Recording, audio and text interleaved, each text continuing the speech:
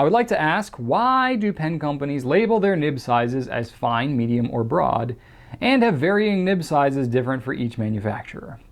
It does kind of seem like a conspiracy, doesn't it? I always like to equate this to women's dress sizes. I would use that analogy before I would use, complain about pen manufacturers. Why are women's dress sizes different from one manufacturer to another? Honestly, it's because you have all these different pen companies that started at different times in different parts of the world. A lot of it is handwork that is done when it comes to tuning and tweaking these things. And that's a lot of it. It's not like fountain pens were created by, one entity and they've been dispersed worldwide through that entity. So there isn't scientific standardization necessarily when it comes to defining a nib size. So really it has been, each one has come up, and there's a lot of history with fountain pens. They're 150 years old or so. So you have years and years and years worth of technological development, product development, things like that, different materials that started to be used, all kinds of different things. Even crazier than the nib sizes, you talk about filling mechanisms and cartridge types and stuff like that. There's all kinds of history that you can get into looking at that. Fountain Pen Network is there. Richard Binder's site's really good, richardspens.com, for reading a lot of fountain pen history.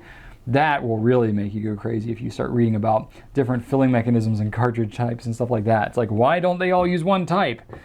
It's the same kind of thing with car parts, you know what I mean? How many different alternators are there out there in the world? Every car has an alternator on it, but why are there 500 million different types? Because every manufacturer uses a different part and all this kind of stuff. So it's no different than it is with a lot of other companies out there that all produce different things. People have different patents on certain things.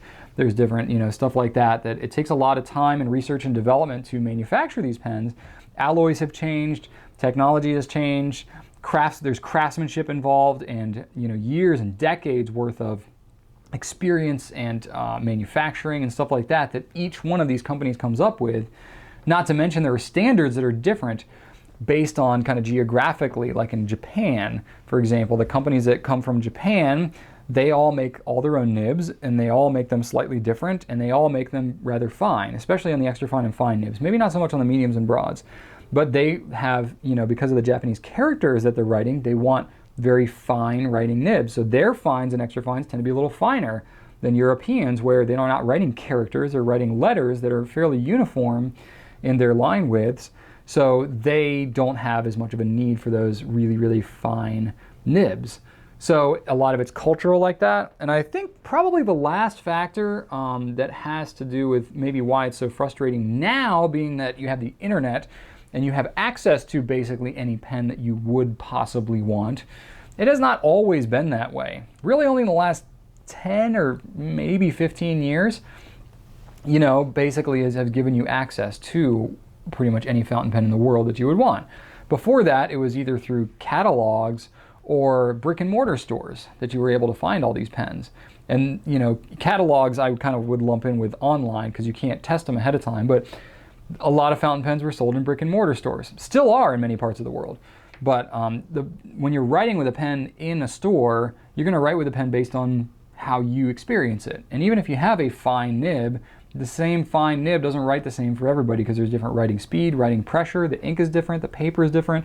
So there's a lot of different factors. So even if you scientifically have the exact same nib on every single pen, it's going to write a little bit differently person to person. So because for the vast majority of fountain pens history, they've been sold through stores person to person where you're trying them out, there hasn't been as much of a need for standardization because you're experiencing before you buy.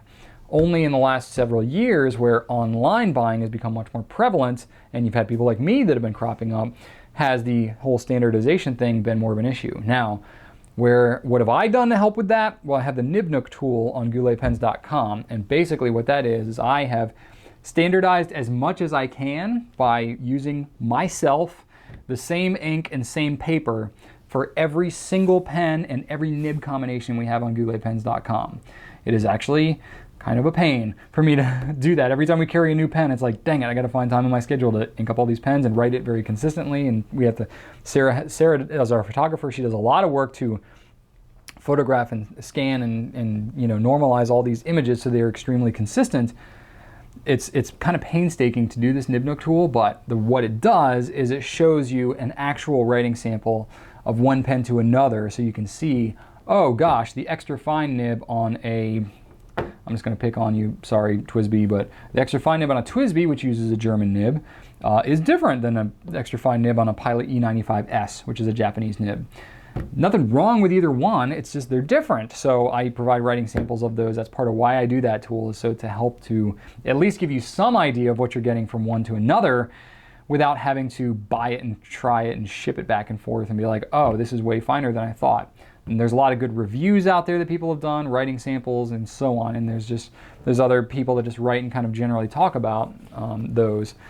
A lot of people kind of overgeneralize too about like, oh, Japanese pens are always finer than European pens. That's not necessarily true.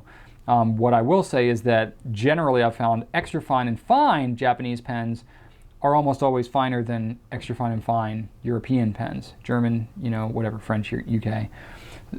That said, it's not necessarily always the case, but that's pretty much usually what's going on. And then the mediums and broads are kind of, they all kind of mesh together and have a lot less variation than the extra fines and fines do. So that's it. That's what I got for you there, Karen. Hopefully that helps you out.